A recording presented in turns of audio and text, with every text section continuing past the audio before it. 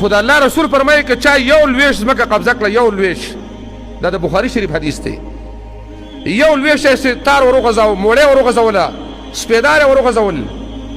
نو د الله نبي فرمایي د قیامت په ورځ باندې به د اوومې ځمکې پورې دا د جهنم هار به وي او د دې غاړې ته به پروت وي، غاړې ته هغه ځمکه باندې تباهي راشي چې ما او ستا پرې اور ته غورځوي الله رب العالمین. زمونږ به همدغه د قبر حصه ده پکې،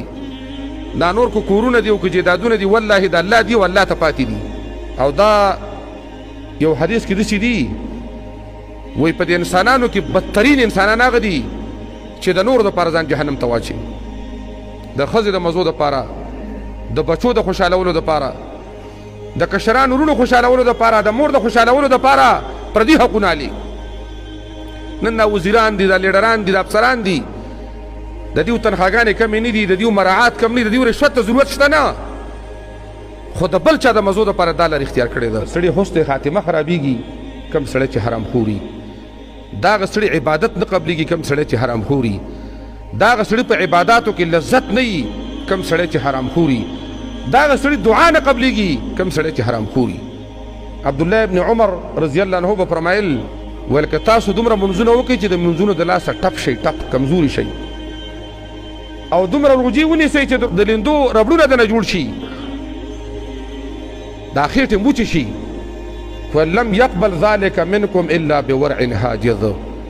دا دنه الله نه قبلوي څو پر ځان کې پرهیز دی پیدا کړی، پرهیز. نو د توبې لار کولاو ده په اخلاص باندې الله ته توبه وباسئ. که د چا څه د چا حقي، نو د الله رسول فرمایي د قیامت پر ورځ باندې بیا څه شته نه، نن ته ځان یو بل آزاد کوي، نن ته یو بل آزاد کوي. که د یو سړي حق د سره دی هغه سړی شته نه، نو د علماو یو تجویزي غوندې خبره کړې ده، تجویزي. زما سره د سړي 50,000 روپۍ پاتې شو، سړی نشته چې زه وله ورکړم،